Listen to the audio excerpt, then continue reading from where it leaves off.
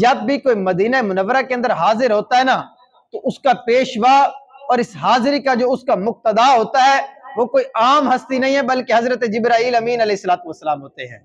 وہ کیسے؟ آپ دیکھیں حضرت جبرائیل علیہ السلام روایتوں میں آتا ہے کہ آپ نے 23 سال کے عرصے میں تقریباً 24,000 مرتبہ نبی کریم علیہ السلام کی بارگاہ میں حاضری دی ہے۔ 23 سال کے عرصے میں 24,000 مرتبہ حضرت جبرائیل علیہ السلام نے نبی کریم علیہ السلام کی بارگاہ میں حاضری دی ہے۔ علماء بیان کرتے ہیں اگر اوسط اس کے نکالی جائے نا تو ایک دن کی کم از کم 3 مرتبہ یہ بنتا ہے کہ جب حضرت جبرائیل علیہ السلام نبی کریم علیہ السلام کی بارگاہ میں حاضری دیا کرتے تھے۔ تو فرمایا کہ اگر ہم مدینہ منورہ جاتے ہیں وہاں پر حاضری دیتے ہیں تو اس حاضری کو ہم عام نہ سمجھیں بلکہ یہ حضرت جبرائیل علیہ السلام کی سنت ہے۔ وہ بار بار نبی کریم علیہ السلام کی بارگاہ میں حاضری دیا کرتے تھے۔ سیدی اعلیٰ حضرت امام احمد رضا خان رحمت اللہ علیہ آپ نے بڑا پیارا اس موقع پر شعر لکھا ہے، فرماتے ہیں کہ چمن طیبہ ہے وہ باغ، چمن طیبہ ہے وہ باغ کہ مرغ سدرہ برسوں چہکتے ہیں جہاں بلبل شیدا ہو کر۔ اب اس کو آپ سمجھئے گا کہ اس کے اندر آپ نے عرض کیا ہے۔ فرماتے ہیں کہ مدینہ منورہ وہ باغ ہے، وہ چمن ہے جس پر حاضری دینے کے لیے حضرت جبرائیل علیہ السلام سالہ سال حاضری دیتے رہے۔ جیسے بلبل کو پھول کے ساتھ محبت ہوتی ہے، عشق ہوتا ہے، وہ بار بار پھول کے پاس جاتا رہتا ہے۔ فرمایا یہی شوق، یہی تمنا، یہی تڑپ حضرت جبرائیل علیہ السلام کی تھی کہ وہ بار بار چمن طیبہ کے اندر نبی کریم علیہ السلام کی بارگاہ میں حاضری دیا کرتے رہتے تھے۔ اور یوں انہوں نے 24,000 مرتبہ، اتنا کسی بھی نبی کی بارگاہ میں حضرت جبرائیل علیہ السلام نے حاضری نہیں دی۔ کسی نبی کی بارگاہ میں 25 مرتبہ حاضری دی، کسی کی بارگاہ میں 30 مرتبہ، حد زیادہ سے زیادہ 100 مرتبہ، 150 مرتبہ، لیکن نبی کریم علیہ السلام کی بارگاہ میں اتنے ہزار مرتبہ حاضری دی۔ وجہ کیا تھی اس کو بھی سیدی اعلیٰ حضرت نے بیان کیا ہے۔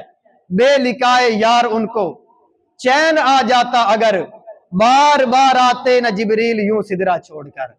نبی کریم علیہ السلام کی محبت تھی، ان سے ملاقات کرنے کا شوق تھا کہ بار بار سدرۃ المنتہا چھوڑ کر حضرت جبریل علیہ السلام نبی کریم علیہ السلام کی بارگاہ میں حاضری دیا کرتے تھے۔ تو اس حاضری کے اندر، اس شوق کے اندر ہمارا پیشوا کون ہے؟ حضرت جبریل علیہ السلام۔ اور جس ادب کے ساتھ وہ حاضری دیا کرتے تھے، اللہ تبارک و تعالیٰ کی بارگاہ میں دعا کرنی چاہیے کہ اللہ پاک اسی شوق کے ساتھ، اسی تڑپ کے ساتھ ہمیں بھی نبی کریم علیہ السلام کی بارگاہ میں بار بار حاضری دینے کی توفیق عطا فرمائے۔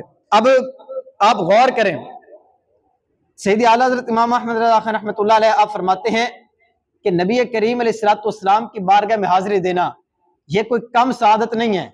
جب بھی فرمایا کہ بندہ عمرے کے لیے، حج کے لیے مکہ مکرمہ حاضر ہو تو نبی کریم علیہ السلام کی بارگاہ میں لازمی حاضری دیا کرے، یہ قریب واجب ہے۔ یعنی فرمایا کہ ایسا بدبخت ہی ہو سکتا ہے تو مکے چلا جائے، عمرہ یا حج کرنے کے بعد مدینے حاضری دیے بغیر واپس اپنے وطن آ جائے۔ فرمایا یہ بدبختی کی علامت ہی ہو سکتی ہے۔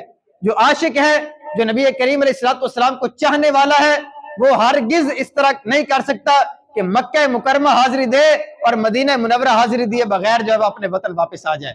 شیخ عبدالحق محدث دہلوی رحمت اللہ علیہ فرماتے ہیں جب کوئی مسلمان زیارت کی نیت سے مدینہ منورہ حاضر ہوتا ہے تو فرشتے رحمت کے تحفوں سے اس کا استقبال کرتے ہیں۔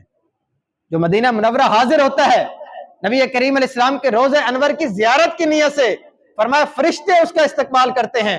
اور آگے کیا ہے؟